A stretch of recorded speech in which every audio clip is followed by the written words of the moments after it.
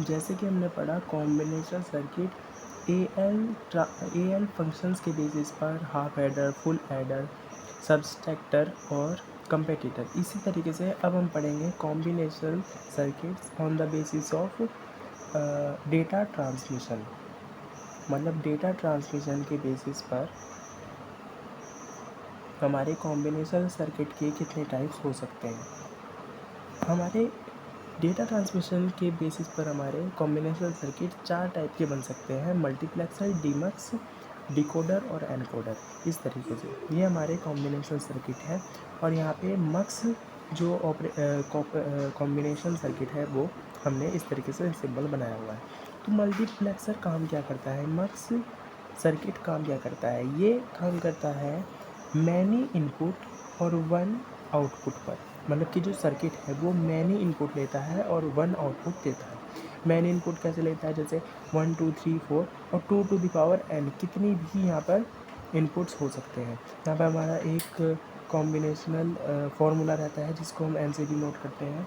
ये pre loaded रहता है, मतलब कि जो कॉम्बिनेशन सर्किट है हमारा उसमें पहले ही इम्प्लीमेंट हुआ रहता है। कितने डिजिट का रहता है, n डिजिट का रहता है। इसमें बाई चांस अगर हम माने कि हमने कुछ आउटपुट दी जो कि एक से ज़्यादा हो सकते हैं, तो हमें आउटपुट जो मिलेगा हमें सिंगल आउटपुट मिलेगा। फिर डीमक्स की बात करते हैं। डीमक्स में जस्ट अपोजिट होगा कि 1 टू मैनी मिलेगा। मतलब कि जो हमारा आउटपुट है वो तो बहुत सारे होंगे, बट इनपुट है जो वो हमारा सिंगल होगा। मतलब कि हमने एक इनपुट दिया, जैसे कि हमने इनपुट दे दिया एक बाइनरी कोड 1001, ये हमारा एक इनपुट है।